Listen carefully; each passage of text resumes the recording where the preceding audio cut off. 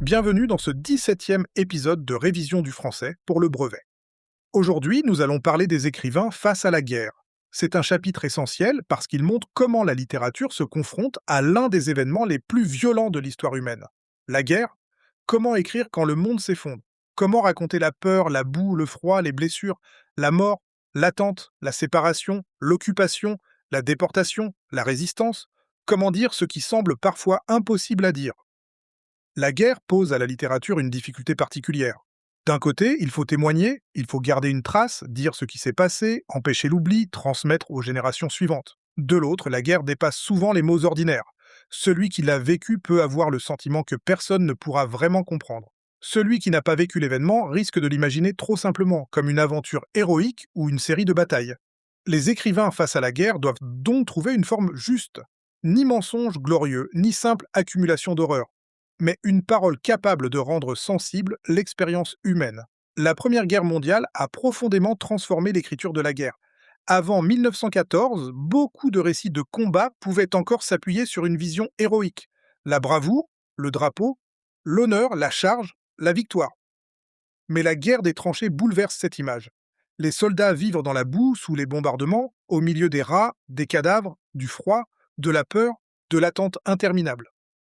La guerre devient industrielle, massive, anonyme.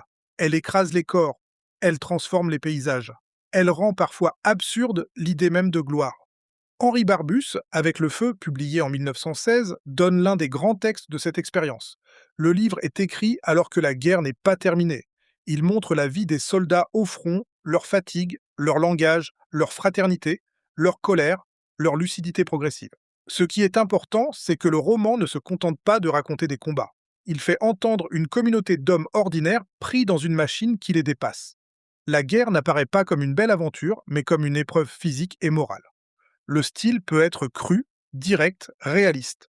Il veut arracher la guerre au discours officiel et la rendre à ceux qui la subissent. Roland d'Orgelès, avec Les Croix de bois, publié après la guerre, donne lui aussi une image très forte du front. Le titre est déjà parlant. Les croix de bois sont celles des tombes improvisées, des morts innombrables, des camarades disparus. Dorgelès montre les soldats dans leur quotidien avec leurs plaisanteries, leurs peurs, leurs gestes, leurs souvenirs, leurs liens. La guerre n'est pas seulement une série d'attaques, c'est une vie entière installée dans l'attente de la mort. Cela change notre manière de lire un récit de guerre. L'essentiel n'est pas toujours l'explosion spectaculaire, mais le temps qui passe, l'usure, la camaraderie, le regard porté sur les morts. Maurice Genevoix, avec ceux de 14, témoigne lui aussi de la Grande Guerre. Son écriture est souvent très attentive aux sensations, aux paysages, aux hommes. Elle montre que témoigner ne veut pas dire écrire sans style. Au contraire, il faut parfois une langue très travaillée pour rendre justice à ce qui a été vécu. Décrire un bruit d'obus, une lumière sur un champ détruit, un visage de soldat, un silence après une attaque, ce n'est pas faire de la littérature au mauvais sens du terme. C'est chercher la précision nécessaire pour que l'expérience ne disparaisse pas dans des formules toutes faites. La poésie a également été marquée par la Première Guerre mondiale. Guillaume Apollinaire, soldat et poète, écrit dans Calligramme des poèmes où la guerre rencontre l'invention formelle. Le calligramme dispose les mots sur la page de façon à former une image. Cela montre que même dans la guerre, la poésie cherche des formes nouvelles. Mais cette invention n'efface pas la violence. Elle permet plutôt de dire un monde brisé où la modernité technique, les obus, les lettres d'amour, le front, les souvenirs et l'imaginaire se mêlent. Chez Apollinaire, la guerre est à la fois vécue, observée et transformée par la puissance poétique. La Seconde Guerre mondiale pose d'autres problèmes d'écriture. Elle n'est pas seulement une guerre entre armées. Elle est aussi occupation, collaboration, résistance, persécution, déportation, génocide. Les écrivains ne sont pas seulement face au combat, ils sont face à l'oppression politique, aux mensonges de la propagande, à la censure, à la clandestinité, à la destruction systématique de populations. La littérature devient alors témoignage, résistance et mémoire. Pendant l'occupation, écrire peut être dangereux. Certains textes circulent clandestinement. Des écrivains utilisent des pseudonymes. La poésie, le roman, le théâtre, les journaux, les lettres deviennent des moyens de résister ou de garder une dignité intérieure. Nous avons déjà parlé de la poésie engagée avec Éluard, Aragon, Desnos ou Char. Mais plus largement, la guerre transforme toute la fonction de l'écriture. Écrire, ce n'est plus seulement créer une œuvre, c'est parfois refuser de se taire, refuser que le pouvoir impose sa langue, ses mensonges, ses mots d'ordre. Albert Camus est une figure importante de cette période. Journaliste dans la Résistance, notamment avec le journal Combat, il développe une pensée de la révolte, de la responsabilité et de la solidarité. Dans La Peste, publié en 1947, il raconte une épidémie à Oran, mais le roman peut aussi être lu comme une grande allégorie de l'occupation, du mal collectif et de la résistance. Les personnages ne sont pas des héros flamboyants. Ils luttent parce qu'il faut lutter. Le docteur Rieux soigne, organise, continue, sans illusion spectaculaire. La littérature de guerre ne montre donc pas seulement des armes, elle montre aussi des formes modestes de courage. Tenir, aider, refuser l'abandon, rester humain. La littérature de la déportation et des camps pose une question encore plus difficile. Comment témoigner de l'extrême? Des survivants comme Primo Levi, Charlotte Delbo, Robert Antelme ou Georges Semprin écrivent pour transmettre ce qu'ils ont vécu dans les camps nazis. Mais ils savent que le langage ordinaire paraît parfois insuffisant. Il faut dire la faim, le froid, la peur, l'humiliation, la déshumanisation, la mort de masse, mais aussi la mémoire des visages, les gestes de solidarité, les voix disparues. Écrire devient une promesse faite aux morts, ne pas les laisser disparaître une deuxième fois dans l'oubli. Primo Levi, dans Si c'est un homme, cherche une langue claire, précise, presque sobre. Cette sobriété est essentielle. Il ne cherche pas à dramatiser artificiellement parce que les faits eux-mêmes sont déjà terribles. Il analyse aussi les mécanismes de déshumanisation.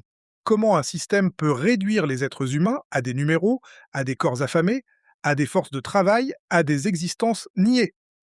Le titre pose une question fondamentale. Qu'est-ce qu'un homme? Que reste-t-il de l'humanité quand tout est organisé pour la détruire? Le témoignage devient alors une réflexion morale. Charlotte Delbo, dans Auschwitz et après, utilise une écriture très forte, parfois fragmentaire, parfois poétique, parfois théâtrale. Elle montre que le témoignage peut prendre des formes très diverses. On peut témoigner par un récit linéaire, mais aussi par des scènes, des voix, des fragments, des répétitions. La forme brisée peut correspondre à une mémoire brisée.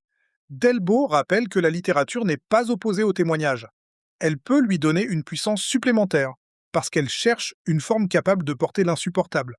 Georges Semprin, dans L'écriture ou la vie, pose une question bouleversante. Faut-il écrire pour survivre, ou faut-il d'abord vivre avant de pouvoir écrire? Après l'expérience de Buchenwald, écrire tout de suite peut être impossible, parce que cela oblige à revivre l'horreur. Mais ne pas écrire laisse aussi un vide. Semprin montre que la mémoire n'est pas simplement un devoir tranquille. Elle peut être douloureuse, dangereuse, nécessaire. Le titre dit cette tension, écrire ou vivre, comme si, pendant un temps, les deux étaient presque incompatibles. Face à la guerre, les écrivains peuvent donc adopter plusieurs positions. Ils peuvent témoigner directement de ce qu'ils ont vu.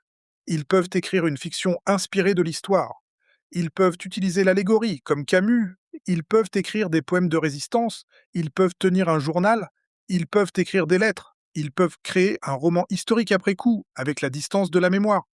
Chaque forme a ses forces et ses limites. Le témoignage direct donne une force d'authenticité. Le lecteur se dit « cette personne a vu, cette personne a vécu, cette personne parle depuis l'expérience ». Mais le témoignage n'est jamais un simple document brut. Il est écrit, organisé, choisi. L'auteur décide ce qu'il raconte, dans quel ordre, avec quel ton, avec quelles images. Il y a donc toujours un travail littéraire, même lorsqu'un texte vise la vérité. La fiction, elle, peut sembler moins directe, mais elle permet parfois de faire comprendre autrement. Un personnage inventé peut représenter des expériences collectives. Une intrigue peut rendre visibles des dilemmes moraux. Un roman peut montrer l'effet de la guerre sur une famille, une ville, une conscience. La fiction ne remplace pas l'histoire, mais elle permet d'entrer dans des situations humaines. Elle fait sentir ce que les chiffres seuls ne peuvent pas transmettre. Le journal intime est encore différent. Il est écrit au jour le jour, sans connaître la suite. Il donne une impression de présent. Dans un journal de guerre, l'auteur ne sait pas toujours s'il survivra, si la guerre finira, si ses proches reviendront. Cette ignorance donne au texte une intensité particulière. Le lecteur, lui, connaît parfois la suite historique, mais il doit se replacer dans l'incertitude de celui qui écrit. Le journal montre la guerre comme une expérience du temps. Attendre, espérer, craindre, recommencer. La lettre est aussi une forme majeure de la guerre. Les soldats écrivent à leurs familles, les familles écrivent aux soldats, les résistants écrivent parfois avant de mourir. La lettre crée un lien dans la séparation. Elle permet de rassurer, de cacher la peur, de dire l'amour, de maintenir une présence malgré l'absence. Elle peut aussi devenir un document bouleversant parce qu'elle contient la voix de quelqu'un qui ne reviendra pas. Pour le brevet, il faut savoir analyser les registres dans un texte de guerre. Le registre réaliste montre les détails concrets. boue, bruit, faim, froid, fatigue, blessure, objet, geste. Le registre pathétique cherche à émouvoir devant la souffrance. Le registre tragique apparaît quand les personnages sont pris dans une situation sans issue heureuse. Le registre épique peut grandir le combat, mais dans la littérature moderne, il est souvent interrogé ou critiqué. Le registre polémique dénonce les responsables, les mensonges, l'absurdité de la guerre. Le registre lyrique exprime la douleur, la nostalgie, le souvenir des absents. Il faut aussi repérer le point de vue. Qui raconte la guerre? Un soldat? Un civil? Un enfant? Un survivant? Un narrateur extérieur? Un personnage qui écrit longtemps après? Le point de vue change tout. Le soldat au front ne voit pas la guerre comme un général. Un enfant ne comprend pas toujours les enjeux politiques, mais il ressent la peur, la faim, l'absence.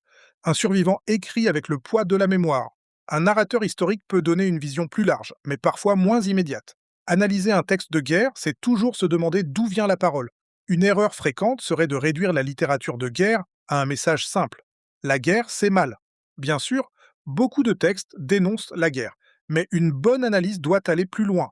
Que dénonce exactement le texte? La violence, l'absurdité des ordres, la propagande, la déshumanisation, l'oubli des morts, la lâcheté, l'injustice sociale entre ceux qui décident et ceux qui meurent, la perte de l'enfance, la destruction de la langue?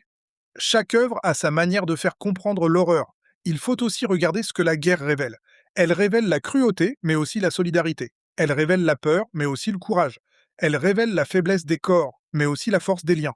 Elle peut détruire les illusions héroïques, mais elle peut faire apparaître une dignité très simple. Partager du pain, porter un blessé, écrire une lettre, témoigner pour un camarade mort, refuser un ordre injuste, garder une parole humaine dans un monde qui l'écrase. La littérature face à la guerre est donc une littérature de mémoire. Elle refuse que l'événement soit seulement un chapitre dans un manuel d'histoire. Elle redonne des voix, des visages, des sensations, des dilemmes. Elle nous apprend que comprendre la guerre, ce n'est pas seulement connaître des dates et des batailles, c'est comprendre ce qu'elle fait aux êtres humains. À retenir pour finir, les écrivains face à la guerre cherchent à témoigner, dénoncer, transmettre et parfois comprendre l'incompréhensible.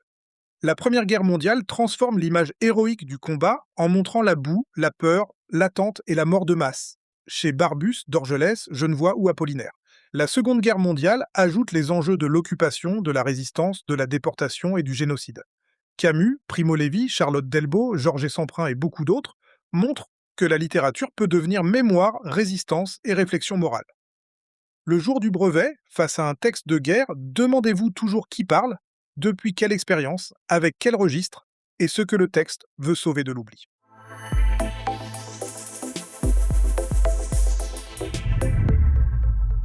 Merci d'avoir écouté cet épisode. N'hésite pas à t'abonner, à partager et surtout à foncer écouter les suivants. À très vite.